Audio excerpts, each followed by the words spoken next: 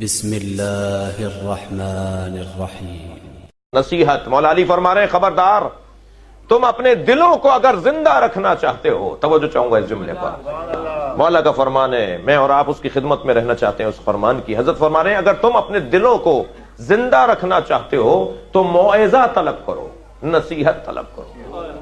جن کے ہاں موعظہ طلب کرنے کا جذبہ نہیں ہے، نصیحت مانگنے کا شوق نہیں ہے، اچھی باتوں سے اکتاتے ہیں، اچھی بات کرنے والے سے پرے پرے دور دور رہتے ہیں، وہ انسان ترقی نہیں کر پائے گا۔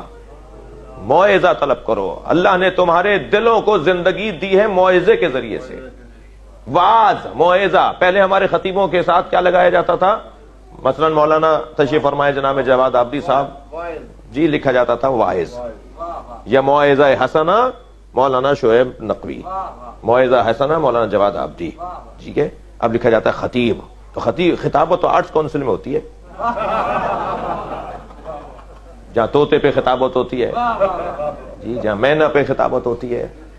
یہ مجلس ہو رہی ہے بھائی، یہاں خطابت نہیں ہونی، یہاں وعظ ہونا ہے، یہاں نصیحت ہونی ہے، یہاں انسان کو بہتر انسان بنانا ہے اور جانوروں کو انسان بنانا ہے۔ کیا ہونا ہے یہاں پر؟ وعظ ہونا ہے یہاں پر۔ اور وعظ اگر کسی مجلس میں نہیں ہے، میں دقت چاہوں گا اپنے محترم سننے والوں سے، اگر کسی مجلس میں وعظ نہیں ہے، دیکھیے ہم کیونکہ ایسے ماحول میں رہتے ہیں کہ جہاں ہمارے ساتھ ہمیں مناظرے کی بھی ضرورت ہے، تو میرے خطیب کو، میرے ذاکر کو، میرے عالم کو، میرے ممبری کو، میرے مقرر کو اپنی مجلس میں کوئی دورانیہ، کچھ دیر، کچھ جملے، کچھ باتیں ایسی ضرور کریں جو میرے عقیدوں کا، میرے عقائد کا میں دفاع کر پاؤں۔ مولانا اس بات پر میرا عقیدہ تو بڑا پختہ تھا، مگر آپ کے جملے نے مجھے اور مضبوط کر دیا۔ میں نے وہ آپ کا جملہ فلاں کو کہا تو ہل کے رہ گیا، وہ کہاں سے ملا؟ وہ مجلس سے جملہ ملا۔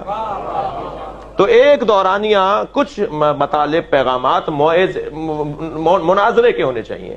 میرا یہ عقیدہ ہے، میں اس کے اوپر یہ دلیل رکھتا ہوں، میں ہاتھ کھول کے نماز اس لیے پڑھتا ہوں، میں سجدہ اس لیے رکھتا ہوں جی، میں مثال کے طور پہ عزاداری پہ خرچہ اس لیے کرتا ہوں، میں ماتم اس لیے کرتا ہوں، میں روتا اس لیے ہوں، یہ دلیل ہے، یہ دلیل ہے، یہ دلیل ہے۔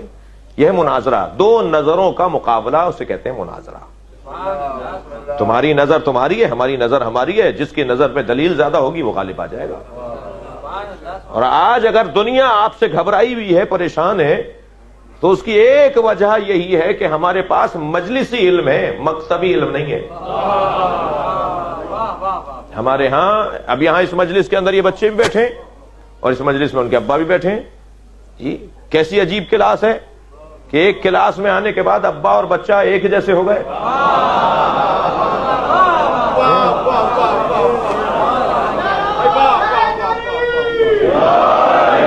کتنی حسین کلاس ہے۔